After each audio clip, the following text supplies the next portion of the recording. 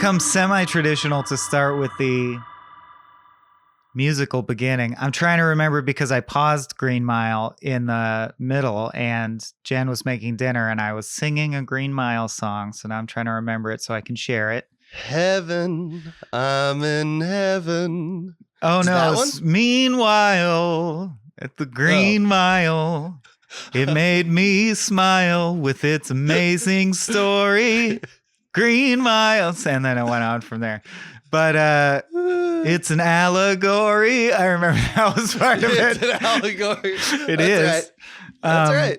And that is, I was singing sarcastically as you do. So that's the big reveal is I actually don't think the story is amazing. And that's what I was singing to Jen and what we were giggling about so smugly in our elite left coast spire. Oh, so you're starting. You said heavy hitting. You said, You're is there going- something you want to say at the top? And what I want to say at the top is all the kind people who listen to the show because they love us unpacking things that we love. And people posted on Twitter. They were so excited about the Green Mile episode because they love Green Mile. I want to warn them. I hated this film. Really? For reasons. This is it. And I This expect is it. This is the one. I was like, I don't think we'll agree. I think people will be very surprised by my take, but it's incredibly negative. Green Mile, sweet child of mine. I'm in heaven. Yeah, dueling. And my heart beats so I can hardly speak. I like this movie. I wouldn't say I love this movie, but I like this movie plenty. And I think that the allegory aspect of this movie is one of the reasons I like it. I also like October Sky. See, you don't even. So I was wondering if you'd pick up on it. There's a reason. I'm not insane, Abraham. You're not insane. And Abraham Gary Epperson. It's probably because it's, well, okay. Oh, you could probably guess because you know how my brain works, but maybe we should just get into format. And that's the trigger warning for people who, I love that people want me to like things they like. If you really like Green Mile, you might want to dip out for this one.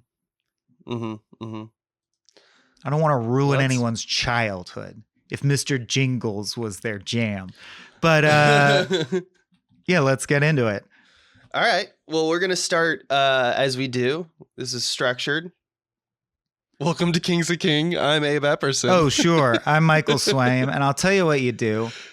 You put a post in the ground, right? And you run a line out from there and you walk it. That way you get a uniform circle. You chalk that line. You dig a trench. And you install a dome, my friend, because surprise, you're under it. Our best guess puts the dome at 20,000 feet, sir. Did he just call it a dome? You think we might be stuck in here a while? Under the dome. This is the elevator synopsis of the movie. So I feel like because you don't like it as much, I want you to do the synopsis because you'll probably I think it will play to your point more because you'll be like, and then this happens. These are the things that I cared about. And then I'll come back with a fine tooth comb and be like, but you forgot this and this connects to this. And this is how I want it to go. Okie dokie. Open on what appears to be slave catchers running through cotton, but is not. It's actually locals running towards the source of a double murder, rape murder. But I just think that is central to my point because police in this country began as a slave catching force. And now you might know why I don't like this movie. But here we go. As far as the movie goes, we fade from that to an old folks home where old Paul Edgecombe sees something on TV. I know he goes to the shack first, but I gloss over stuff more in my elevator synopsis. I guess I didn't. He sneaks off to a shack, then he comes back. Yeah, Jack. And he sees something on TV that makes him cry. It's Abe trying to sing Heaven, I'm in Heaven. Yeah. And he starts to break down.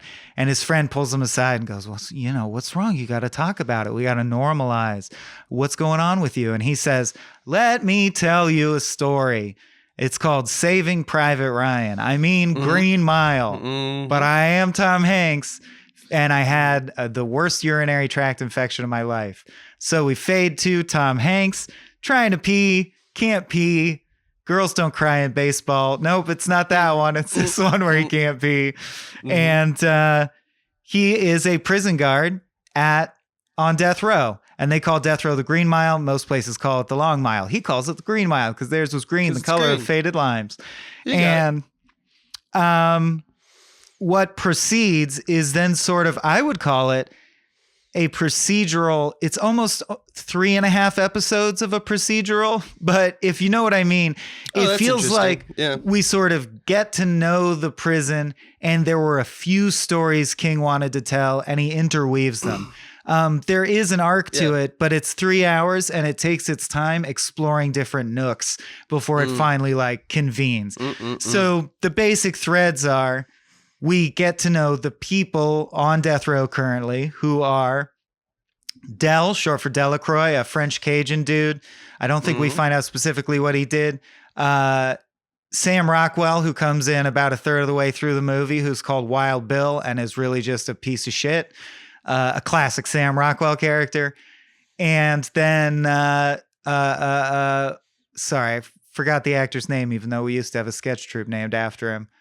Michael Clark Duncan. Michael Clark Duncan as the new guy who was convicted of raping and murdering these 2 little girls who he was found cradling them and screaming. And they just assumed he did it because he's big and black. And he's enormous. They made he's him Michael Clark Duncan. Yeah, but they made him look 2 feet taller than Michael Clark Duncan is. Right. In the movie. Well, in his introduction, he's like over 7 feet. In his tall. introduction, they refused to even show his head. He's shot like a monster. Like literally, the black guy is treated by the film as if he is the horror monster. That's right. And he's shown to be a gentle giant, which is a whole nother trope. Yeah, absolutely. Oh, this is also a very hackneyed homage to Of Mice and Men, clearly. But he is simple-minded or not, depending on the situation, because there's times where he strings together really complex sentences.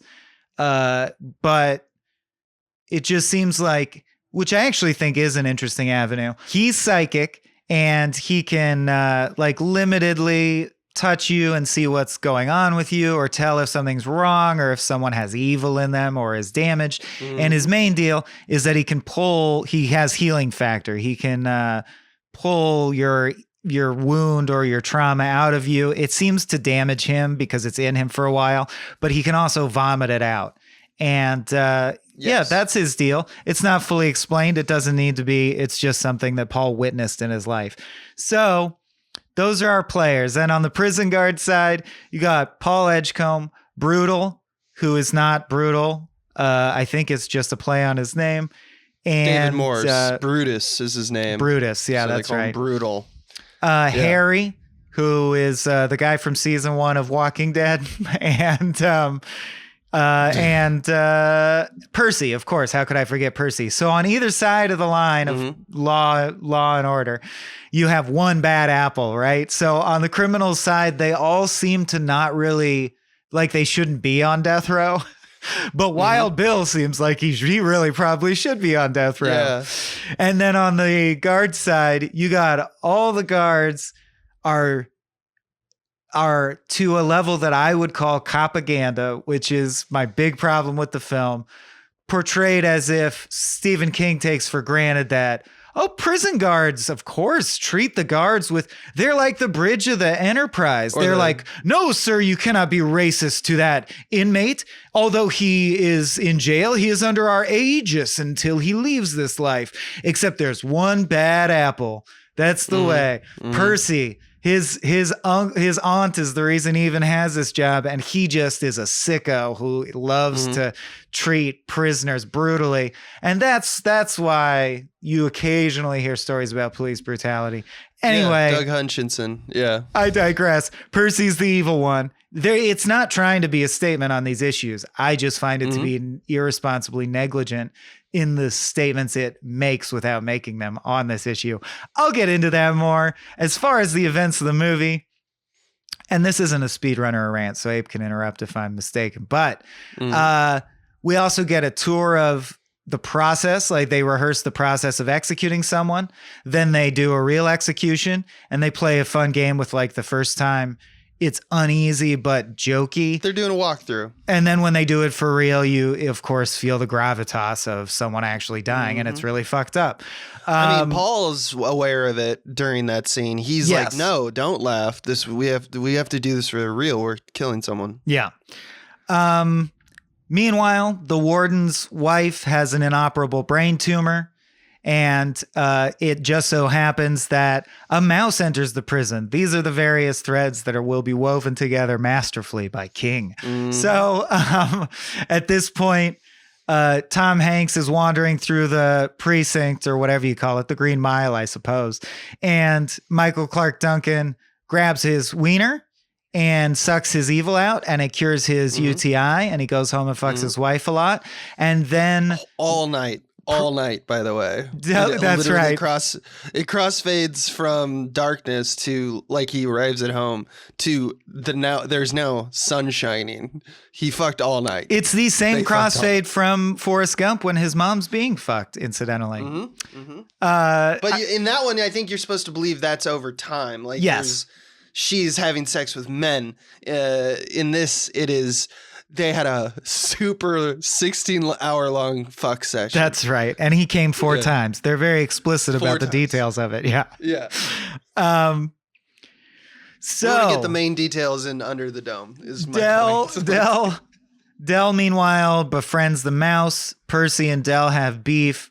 Percy ends up wetting his pants in fear because Sam Rockwell fucks with him.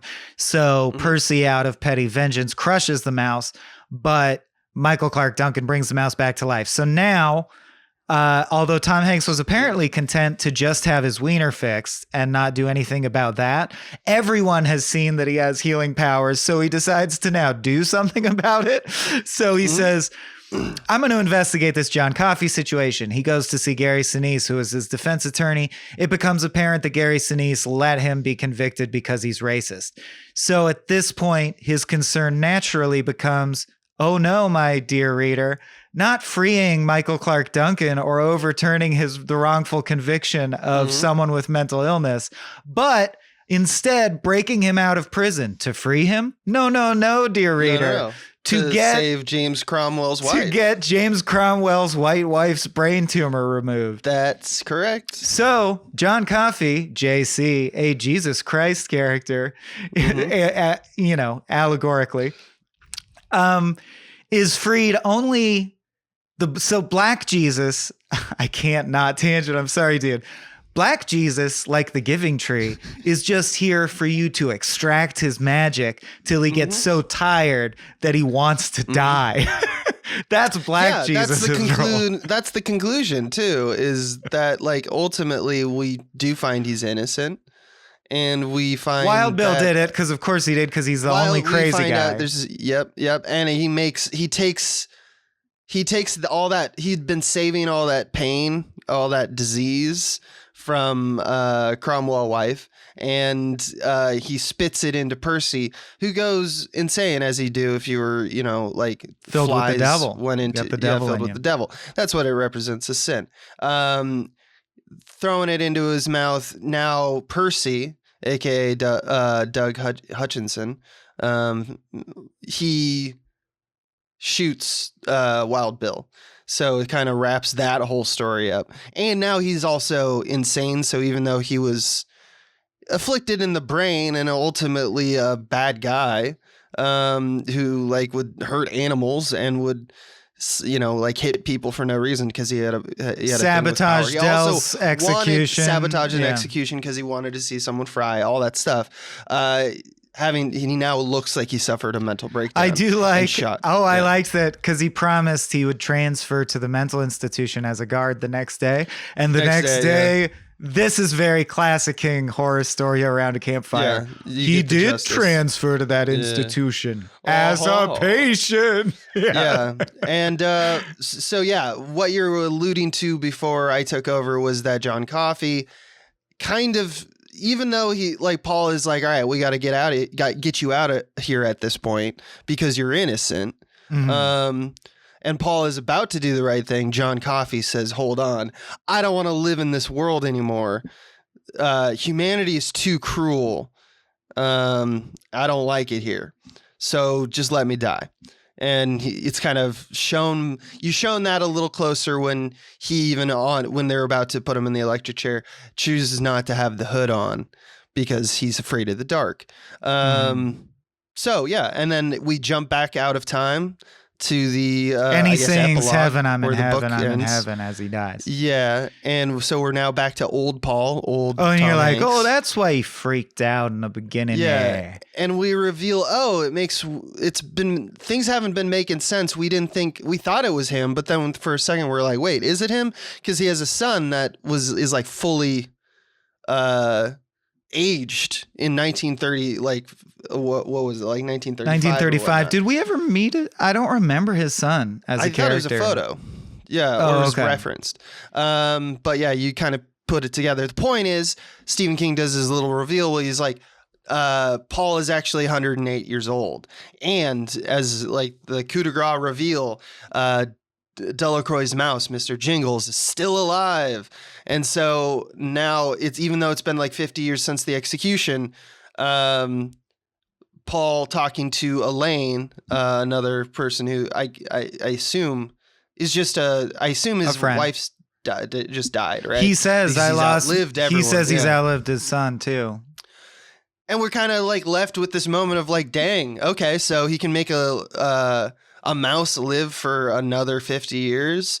Well, and he says, Paul Edgecombe's going to be an old ass man before he dies. Yeah, he doesn't. Causes. He's tired, but he can't die, and he wonders how long it'll take him to die because he's like 108, and he looks like he's about 70. So it's like, how long till he actually dies? It'll probably be exactly. And I'm just saying he could commit suicide. I don't think anyone's saying he's immortal. He's just long lived. So okay. So that's Under the Dome. Kill yourself, Paul Edgecombe. All cops are bastards. Next segment. Just moving right through, is called Skeleton Crew. Something in the mist! Shut the doors! Shut the doors! This is where we talk about the creative team and behind the scenes trivia. I didn't have a lot of trivia. I just wanted to paint the portrait of who was making this movie. It has an insane cast. Like almost everybody is a face that you know. Because it's pretending to be Shawshank, but it ain't. It ain't Shawshank. That's my next. That's for sure. That's my other thing to levy against it. But is it feels like Shawshank's little brother, like little sibling. Anyway, go on.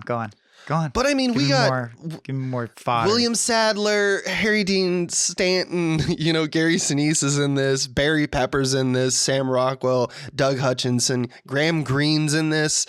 Everyone's just there for a little bit. Michael Jeter as Delacroix is amazing. James Cromwell, of course, Michael Clark Duncan steals the show. Bonnie Hunt's in it as the wife of Cromwell. Paul Edgecombe. Yeah. No, not Cromwell. Bonnie Hunt is Jan. The wife of Tom Hanks. But like I said, David Morse. The story behind this is it was kind of Frank Darabont, the director and writer of the screenplay, wrote the screenplay and had like almost everybody in mind, and he sent it out, and kind of famously a lot of people like James Cromwell, they had to kind of find Michael Clark Duncan, but everyone that he sent, he was like, I would like you to play this, read it and was like, yeah, absolutely. So it kind of shows how influential at this point Darabont is, because Shawshank Redemption came out, and we haven't covered that in this one.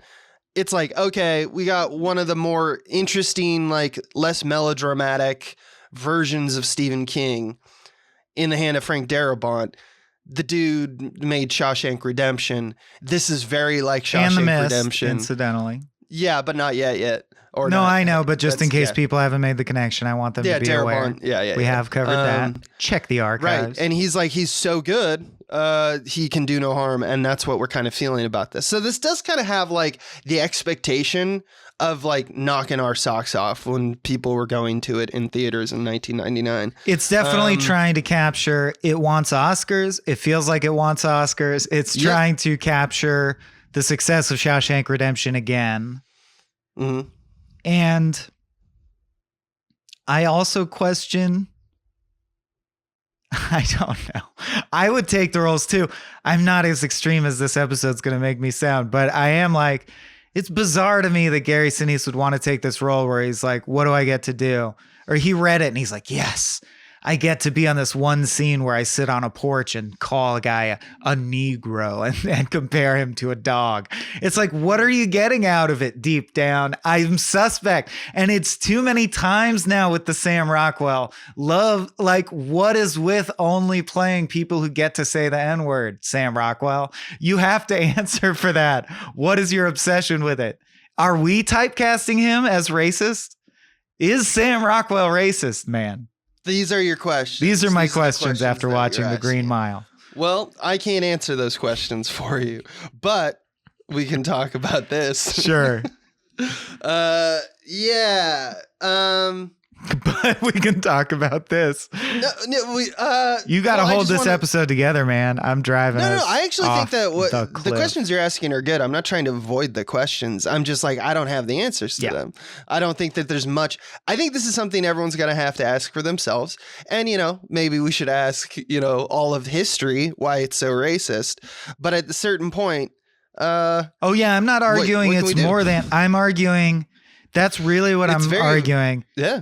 Is that this movie, in capturing transparent, especially because it's a game of telephone, because King is also just some white guy, and in capturing a story about that it necessarily is wrapped around the prison industrial complex, but doesn't bother, like, it's not about the prison industrial complex, because he just wanted to tell a story about these characters that happen to involve death row. But death row is so inherently fraught with politics that I just think in its transparency and it's going, whatever, the cops are like, movie cops. It's like, it is so white mediocrity, and it normalizes everything about like, oh yeah, of course, most cops are good, one's bad. This is all fine. This is the story. And I don't think it's fine. And I think it's bullshit that an Oscar contender is continuing at this late date, because this movie's not that old, to normalize all that shit of like only 22 years, 21 years old. Came out like almost at the turn of 2000, because it released in December of 1999. So it is basically coming out in 2000. I'll tell you another thing, bit of trivia though. Tom Hanks stayed in character on set. There, that's light. That's fun. It's light. That's fun. Hey, look, I think what you're saying has ton of validity, and there's no but to the end of this sentence. I think that it's even more revealing that when you kind of set up this system where we did this kind of propagating white stories and stuff that we still aren't, we're not done yet. Like, that's still happening. It's even more damning when you look at, this was like a mega success. Like, it promised, hey, look at all these white people. Look at all this Stephen King, Frank Darabont. Everyone's going to be, we knew what the story was going to kind of be like. The trailer reveals that John Coffey is this archetypal character, and it's a period piece. And it's not like a great period for that kind of interaction to happen. They spent $60 million on it. That's one statement. That means there's no reason to spend $60 million on this movie. It basically happens in one location, but they did. That's because they knew it would win an Oscar. It would get close, at least. They were hoping. And it must have, right? The even more damning statement is the box office. Look, it walked away with like an insane amount of money off the first weekend. This is exactly... That propelled it to like almost $300 million. That's what I'm saying is people probably think, I don't know what people think, but this is exactly in the liminal space where I think some people will hear this and be like, why are you dragging this into this? It's just a story. But I think if you really look hard at it, rewatch it, you'll understand what I'm saying, that the film itself is an artifact to the fetishization of the idea that Black people exist to be in jail, exude magic, because Black culture is dope, and we take it and it benefits us, and then they get tired and they die and go away. But we keep living forever. Like white supremacy lives on, but we feel bad about it. So that's enough. We feel bad about it. I just think it's like one of those movies like Doctor Strange that subconsciously lays out all of this shit. And what else? I want to do 2 more facts to get us out of Skeleton Crew because I find what you're saying a lot more interesting in a conversation. But I do think that if people are going to be rewatching this, there's 2 little like directorial or like things that I want people to look at. There we go. That's real. One of them That's is what the we do DP here. David Tattersall. So when you watch this movie and ask yourself, do you think this movie is well shot? And why do you think it is well shot? What do you like about it? Do you like how it's lit? Do you like how it's set up and like where people are in frame? These questions. David Tattersall, who's the DP of this film, also did episode 2 and 3 of Star Wars. He did Die Another Day, which a Bond film at this point, like almost, I think, 2 years before this. Triple X, the second one, I think. The second Triple X, Speed Racer, and the 2017 version of Death Note, most recently. I want people just to focus as like the experiment, he's really good at like what I would call close encounters of characters. When people are very close, I think it's all in episode 2 and 3. Episode 2 and 3 of Star Wars. If you look at episode 2 and 3 of Star Wars and this movie, you're going to see that photographically, maybe not the color palette, maybe the fact one is like a sci-fi fantasy, but they look very similar in terms of isolating singles and their space. This is a guy who has a lot of control. He does a lot of that kind of control, but it also makes the photographic medium, like the actual like frame, I would say, look very ordered and kind of otherworldly. I don't know if that's a good thing or a bad thing. I just think it's something unique about this one guy. The other person is that I love the music in this movie, despite what we're going to talk about the movie in general. Thomas Newman is the guy who did the music for this movie. He's so Thomas Newman-y. Jen was, as I said, Jen was in the kitchen doing something completely different, and she just yelled, Thomas Newman. And I'm like, yep. Oh, yep. You can tell.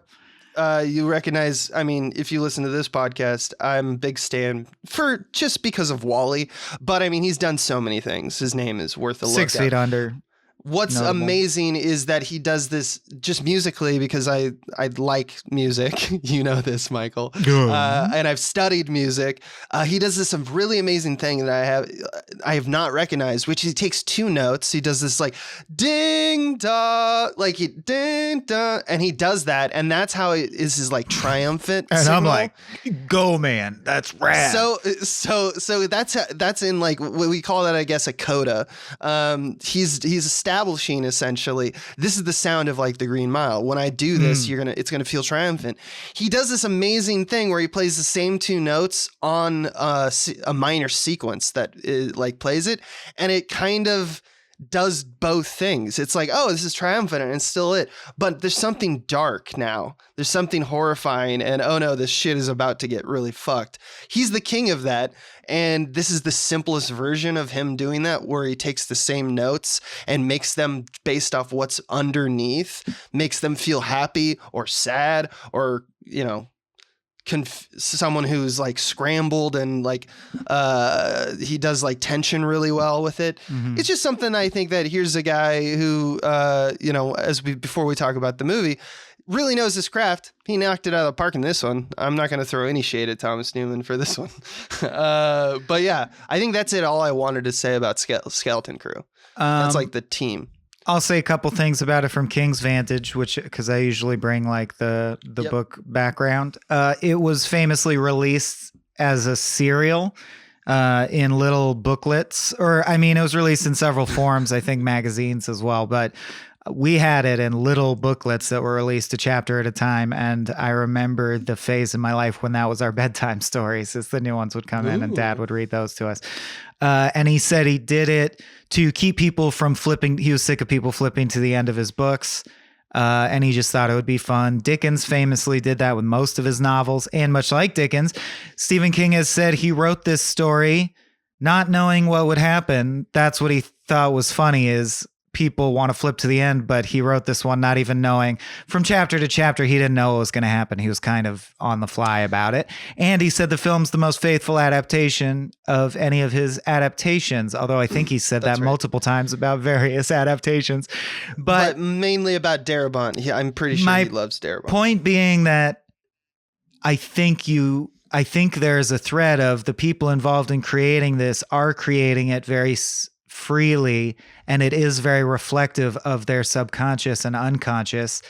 And by which I mean, that's my little conspiracy theory as to why all the shit I highlights slips through, is there are things that white Americans take for granted. Like, oh, I'm sure on death row, most of the cops are good, and there's one bad cop that brutalizes people. That'll work for the story. That's probably what it's like.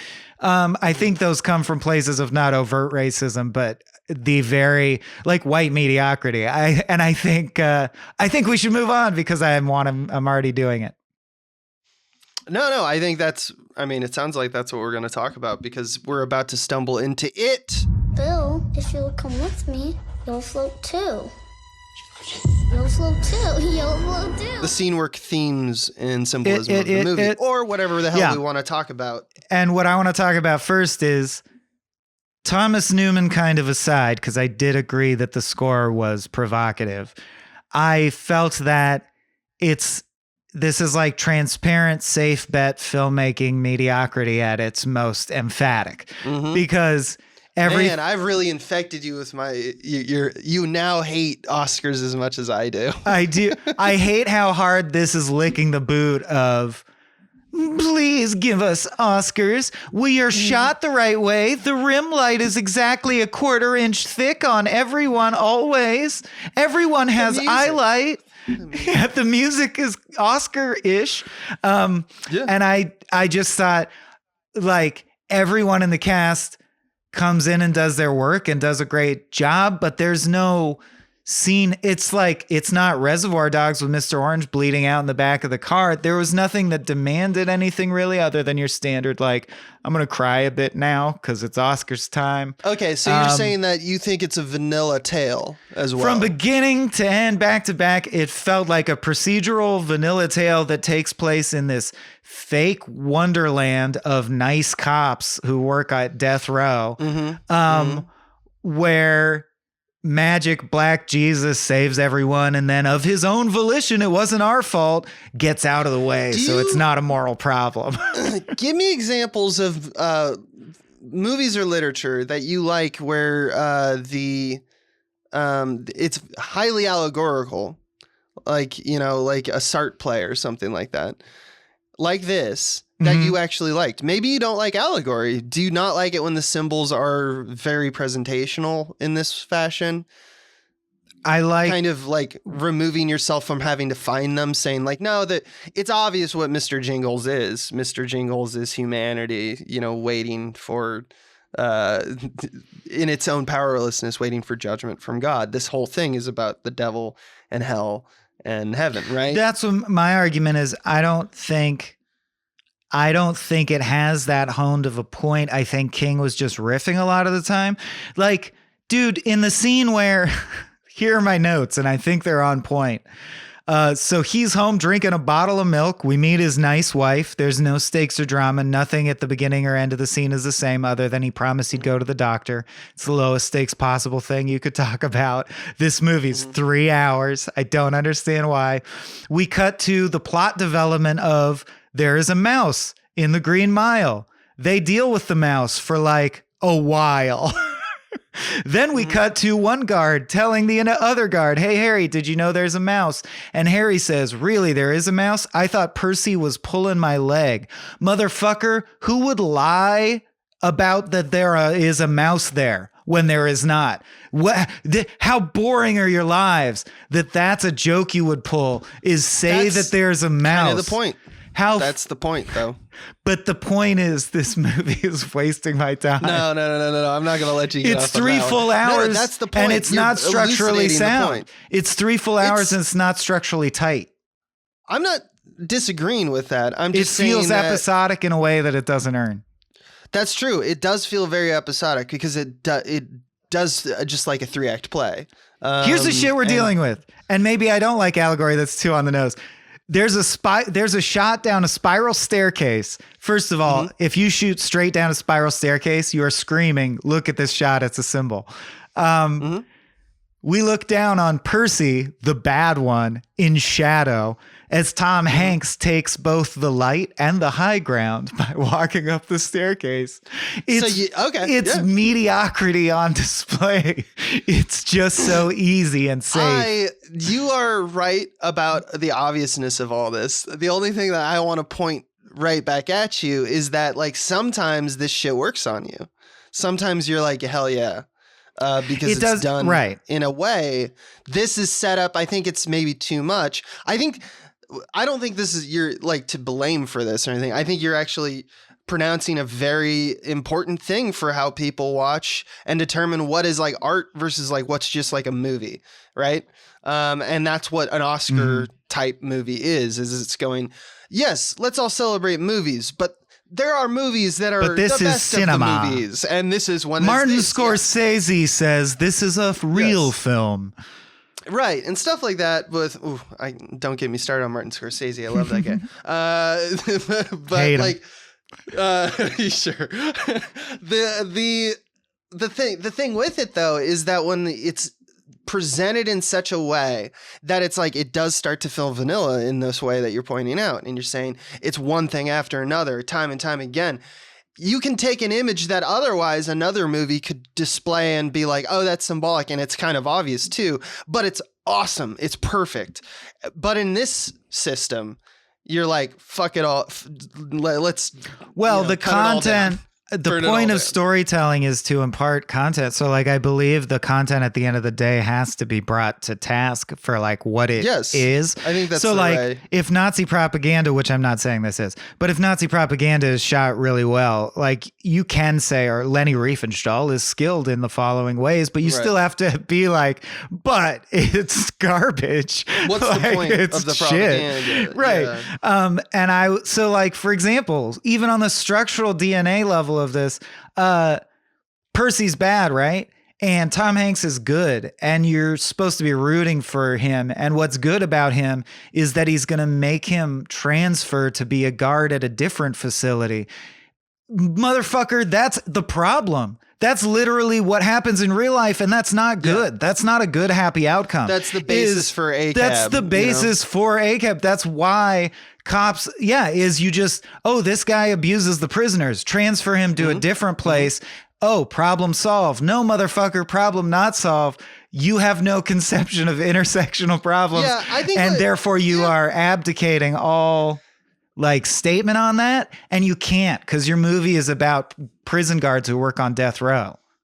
I think this is an interesting one to talk about this, which is talking about, for just a split second, Stephen King's faith.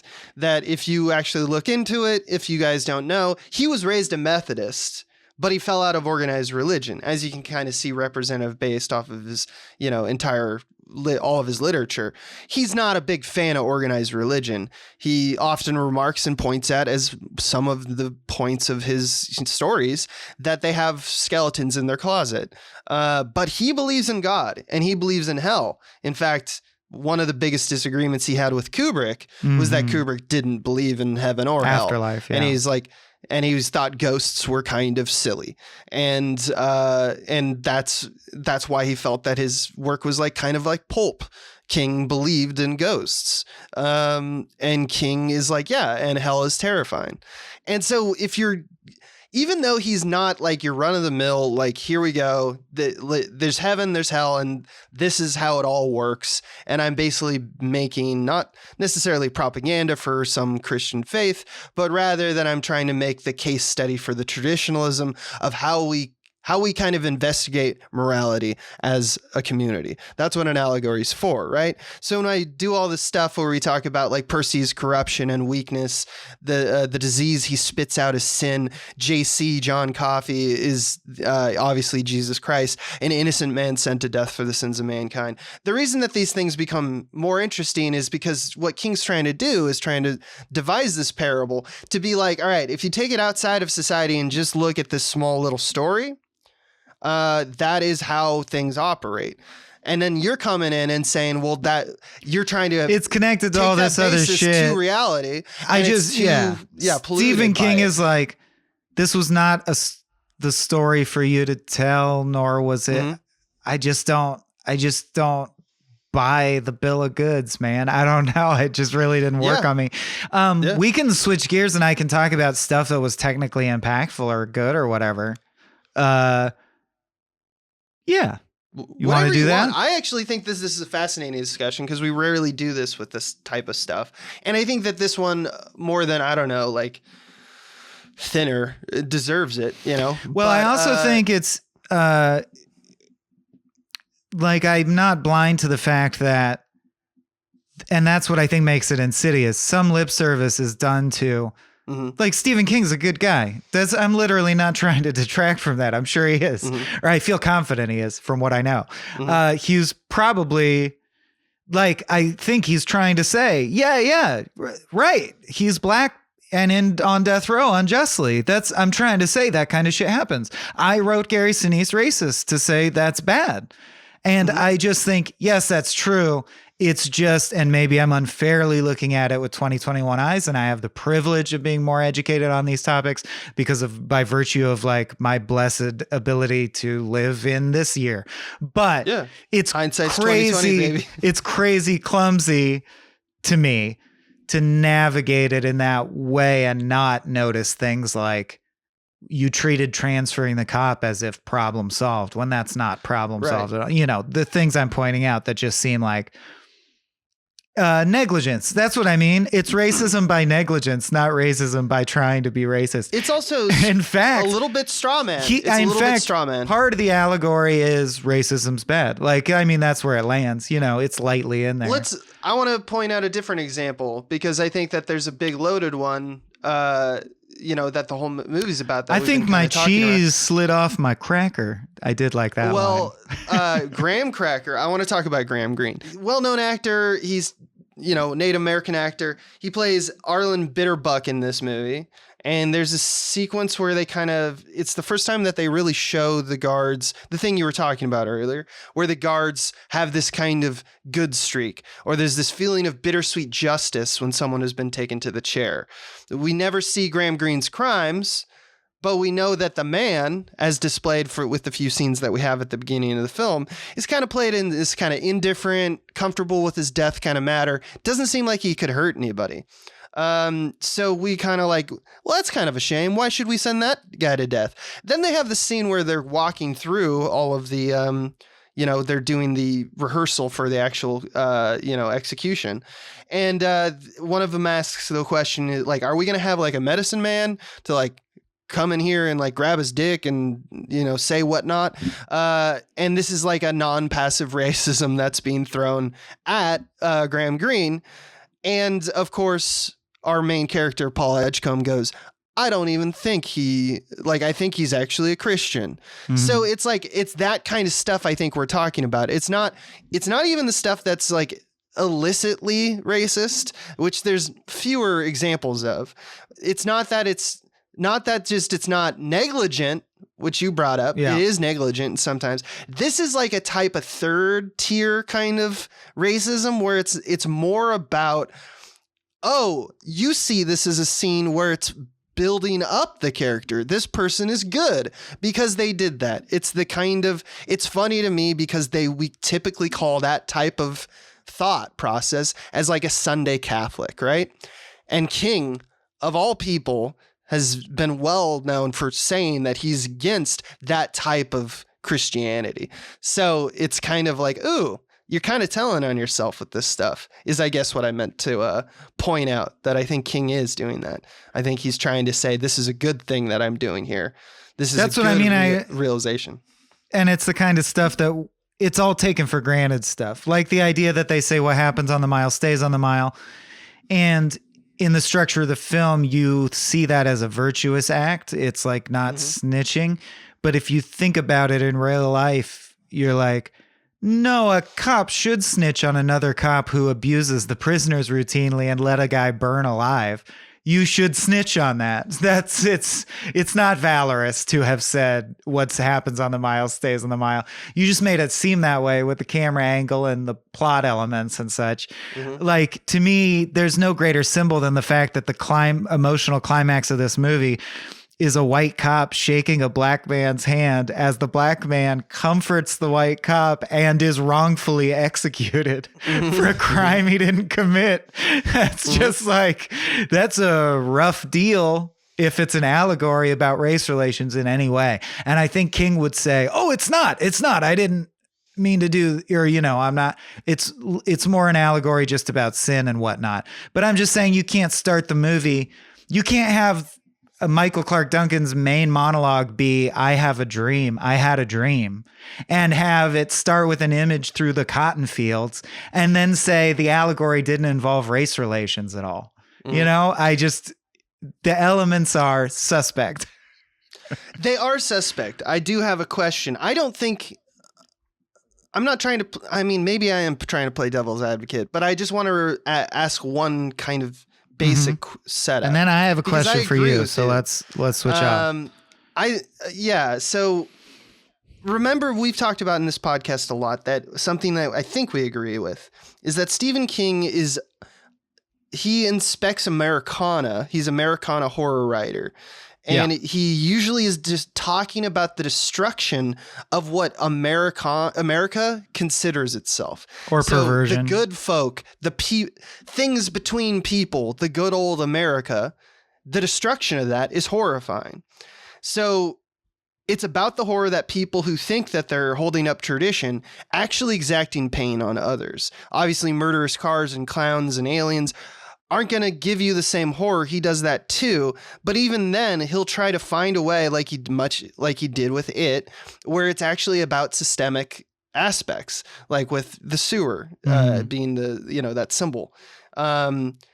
He wants to give you the horror of the inside, the things that people we assume are normal. People who are doing normal things are actually have no malicious intent. Or they go home and molest their kid, whatever. Yeah, exactly.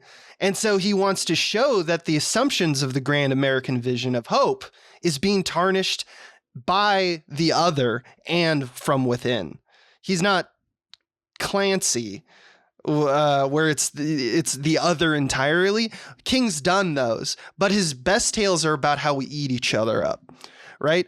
Do you think that it's possible that this is also this case? That this is kind of King's intention with this morality tale and dressing it up in all of these like signals to the tradition of capital punishment being like not a really easy to justify thing, exists in a society that considers itself one of the most moral societies in the world.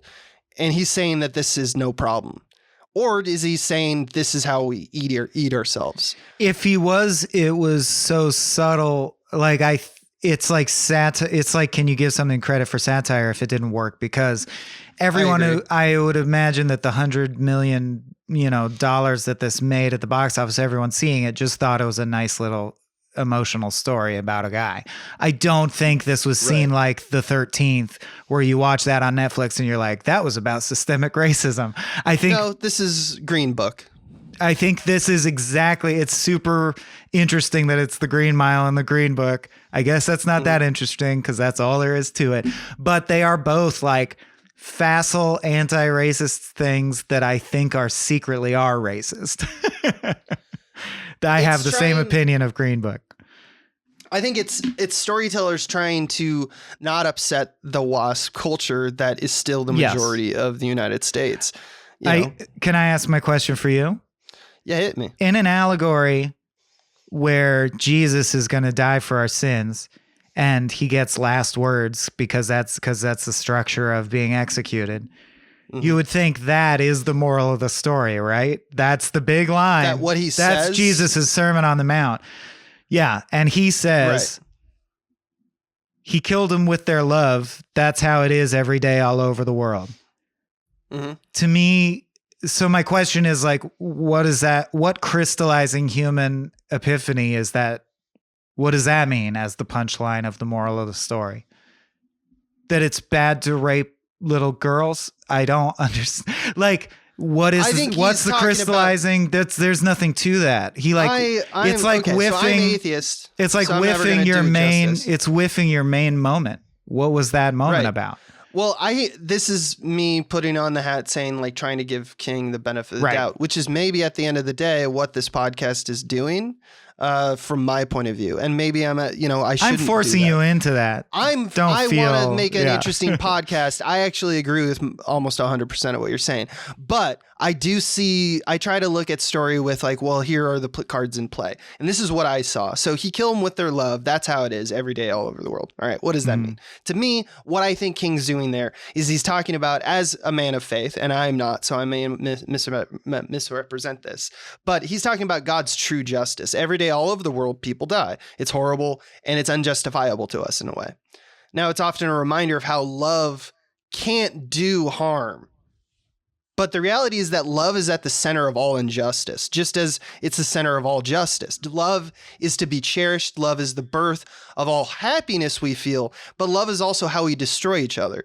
So it's a noble concept, and in practice, I think it's what he's saying there is kind of true, but I think it's once again that kind of thing that he's doing to like spin the tale for the WASP consumer, which is that we sum up these great sins and tragedy in life being directed by hate. It's hate that caused all these things. In this story, he's definitely trying to make an appeal that there's no real villains, but people who are misguided and don't see how empathy is the connection between humans. Okay, so but the Green Mile is something we all must walk. We each owe a death. So sometimes the Green Mile just seems long, or it seems like God is doing the killing here. But let's break down that moment, because the moment he's actually what he's referring to is it's the same thing he said when he psychically flashed to Wild Bill's rape and murder of the little girls, and it was Wild Bill saying, if you talk, I'll kill your sister. If you talk, I'll kill your sister.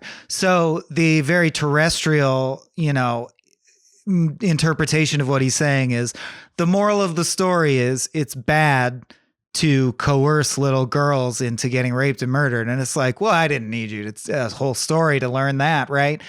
So there must be more to it than that. And I'm just going through every level because my point is I don't think it really works on any level. The level beyond that would be you'd have to generalize and say, no, it's just about that love. The bonds of love are what allowed that evil man to have them cause each other harm. Okay, so the moral of the story is don't love each other because that allows evil people to exploit you against one another. The moral can't be don't love.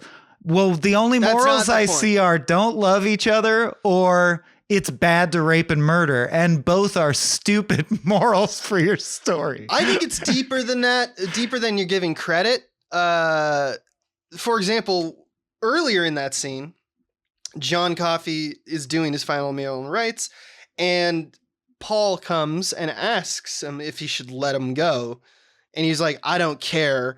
On my day of judgment, when he asks me why I killed his miracles, should I tell him that it was my job? So it's literally jumping to like Nazism at this point. It's literally asking that moral quandary that like everyone kind of has to answer. And it's interesting that will you do nothing? When he shares the news with his wife that he's magic, their immediate instinct is to have a conversation justifying why they're not. I'm sorry, that he's innocent. Right.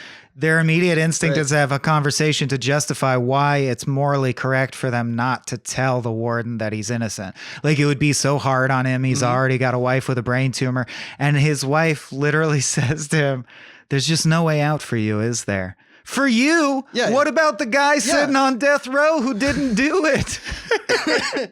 Yeah, you're sympathetic to a struggle. You're never a part of that struggle.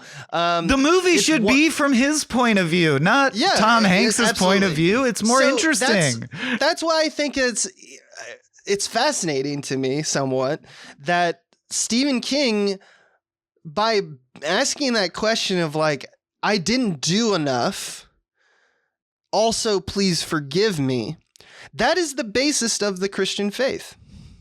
So and what he's doing there is he's doing a very Christian thing, which is what a lot of white people do, which is, I am not as good as I want. Please give me forgiveness anyway. This is the maneuver that softened my heart a bit. Like, this is what made me think, oh, okay, this is all subconscious. Like, King is trying to say the right message in his own clumsy way. What you're saying now, I agree with you. And this is where I'll like step off my soapbox to some degree, is I'm like, by the end, he tries to wrap it up with good messages. I just think he was irresponsible all along the way. Yeah. I get what he's going for, and I don't think he hit it. And I don't think Darabont did anything wrong. I think Darabont just translated it very transparently. And that's the problem. I mean, that's storytelling. Right. But if your story is, no, you're right. I know what you're going to say. You know what I'm going to say, which is that Black people are so tired and it's their story to tell. And we don't need a white guy telling the story of a magic Black person who we sucked all their magic out till they were so tired they had to die.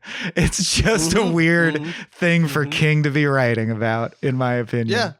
But I love the idea, the conspiracy theory that, and I understand it's an allegory, but I'm saying I like the interpretation that it's not an allegory, it's literal, that he is Jesus Christ and we failed the second coming by executing him, and now we are doomed. Like, the movie ends with that we are unforgiven forever. You were supposed to not execute him. Roll on 2, motherfucker. It's like that would because we're all too.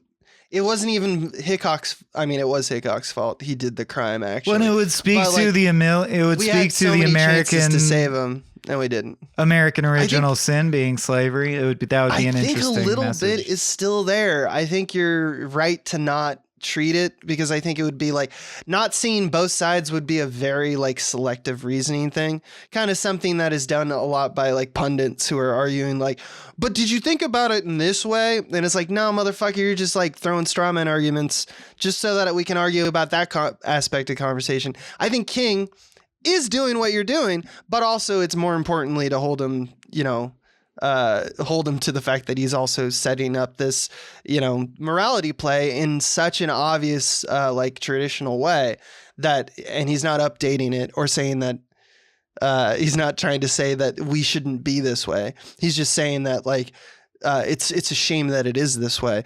It's like, oh my God, no, man, say something a little bit stronger, a little bit more true, a little bolder and braver. Or with more gray area in it, because it's interesting that he presents gray area. So the way he presents moral gray area is to be like, there's 3 prisoners, 2 of them are good and 1 is bad. So there's moral gray area if you take them on average.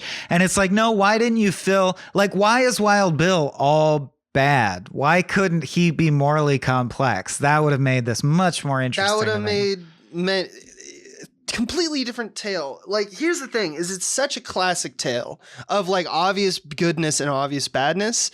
And like, there's this quote that when I was watching it that I like wrote it down, because I was like, you know what, this is like the movie on the level that we're talking about right now. At one point there, once again, the rehearsal scene, he says, you got all the words right. And I think that that's kind of what this movie is. That's great. It's like you presented all of the details correct. You missed the fucking point, though.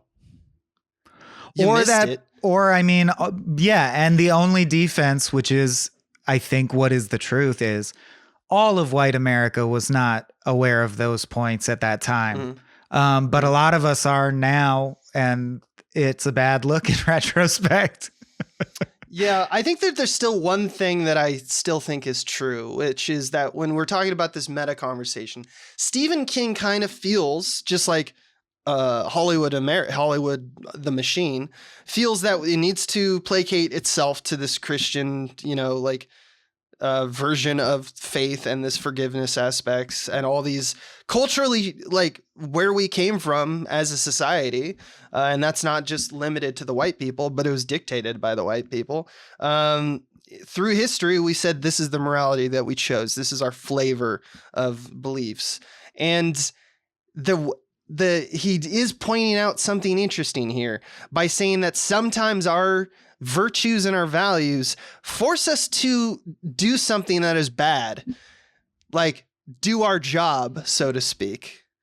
And I think that there's something like a meta conversation about like Stephen King maybe wants to say something more, but feels like he can't because it would not be as like he's Stephen King. He has to put out like something that a lot of people are going to read.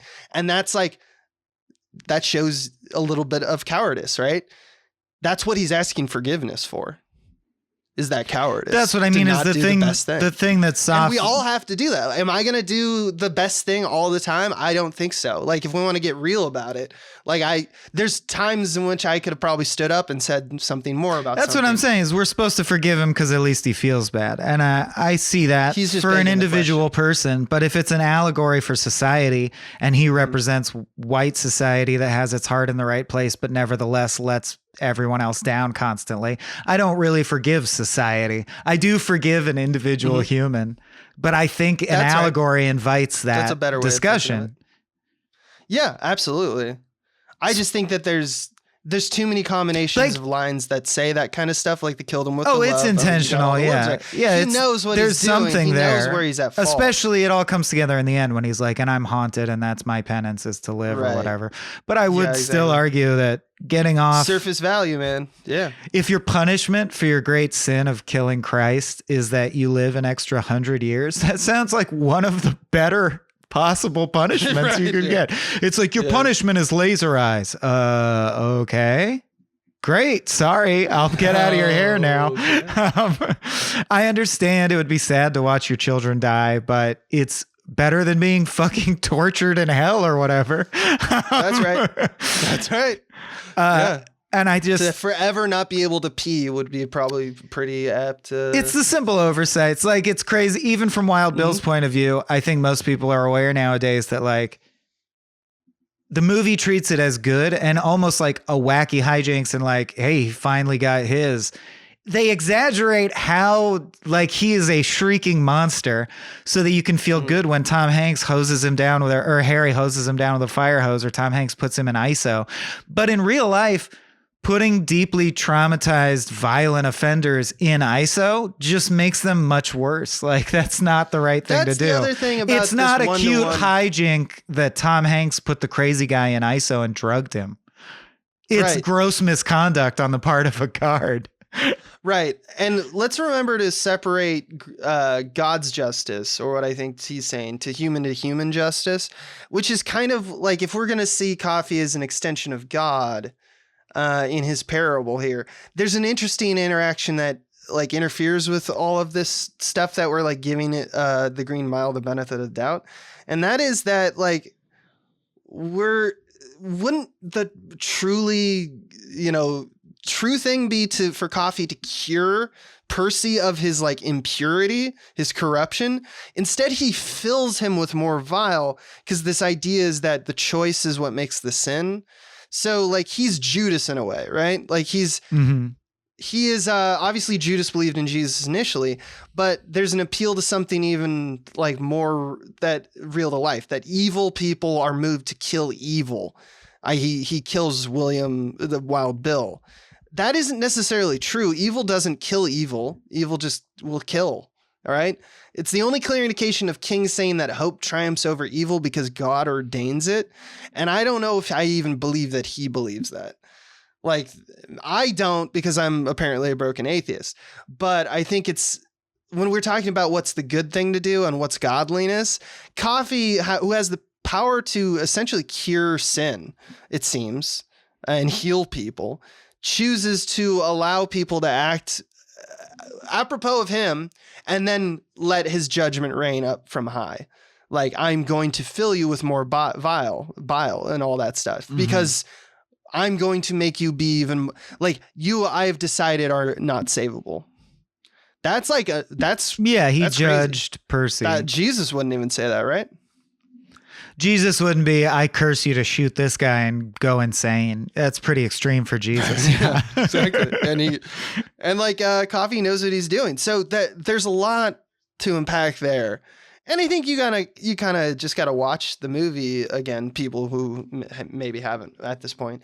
Watch the movie and determine for yourself if you think that is King appealing to something there. If you haven't watched it in a while, you'll probably think I'm coming out of nowhere. But I think if you watch it with this in mind, you'll be like, oh yeah, Michael was a little more upset than he should have been, but this argument stands. No. It's there. I think you're appropriately upset. I was upset by it. I remember really liking this movie. And that makes sense.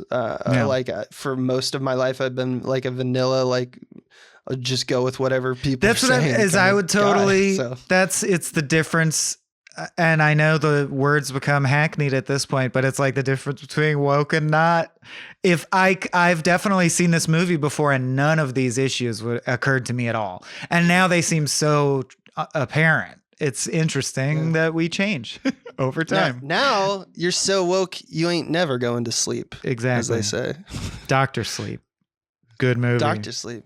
Better movie, I guess.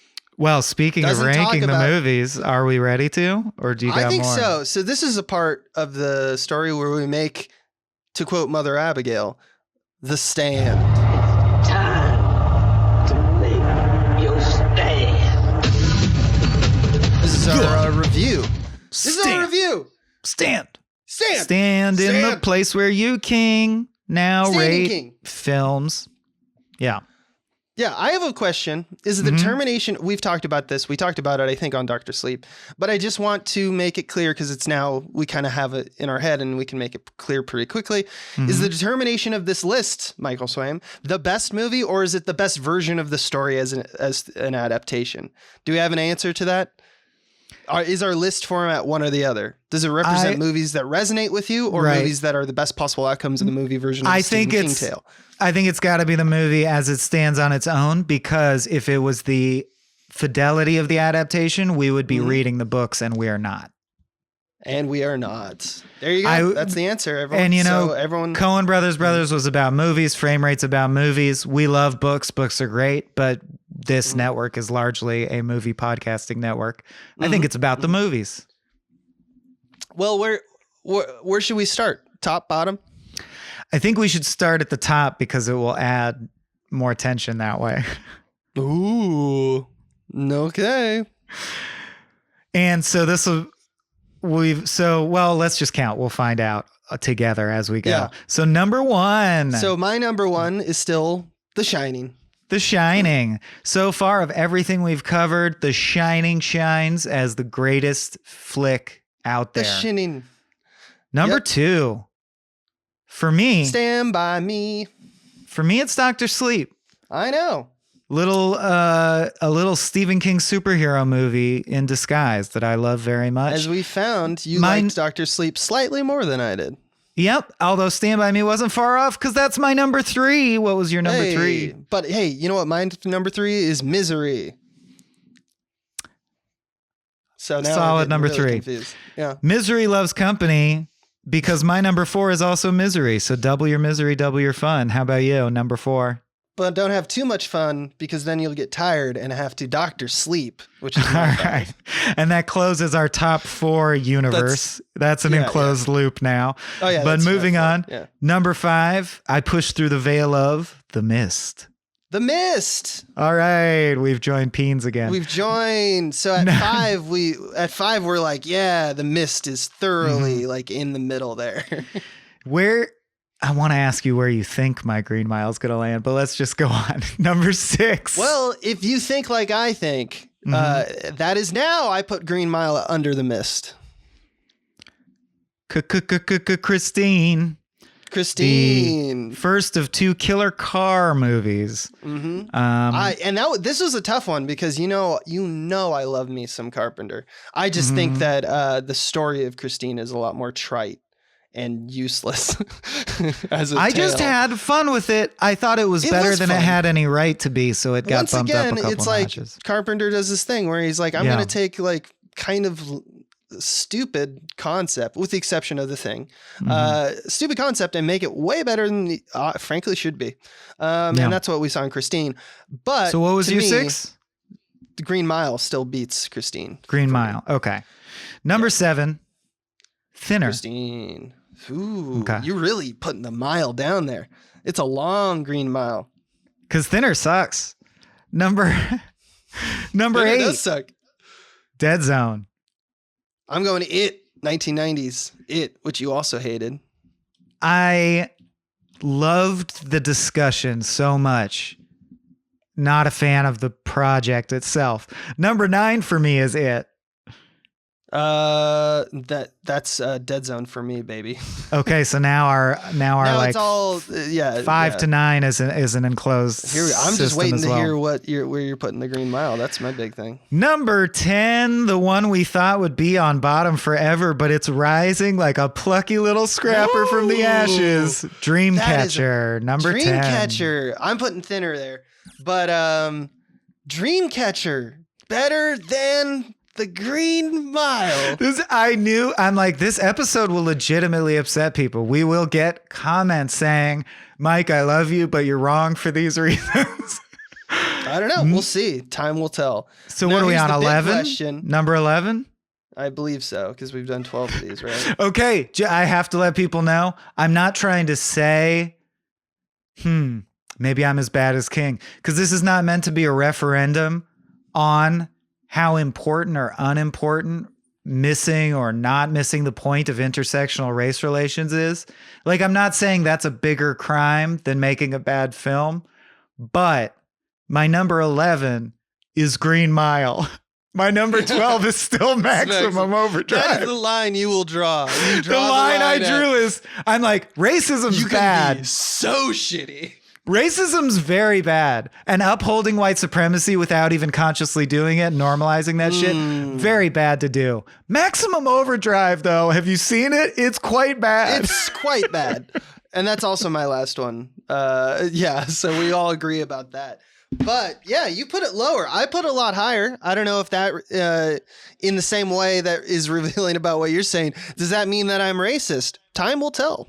No, I don't think it does, dude. I just think it means you're playing the game as intended, where it's like, how is the quality of this fabric? Yeah, how is the quality of this shot to shot? I'm doing a weird wild card thing, which is, if it's telling a racist allegory, though, I'm going to drop it like 10 slots, you know? So, like, throughout most of this podcast, I've been saying things like, well, when we look at things like God's justice and stuff like that, if you're like me and like an atheist, you don't really care about that. So also everything I said can go away, because if it doesn't matter to you, it doesn't matter to you, you know? You know what I would like to do, though? Yeah.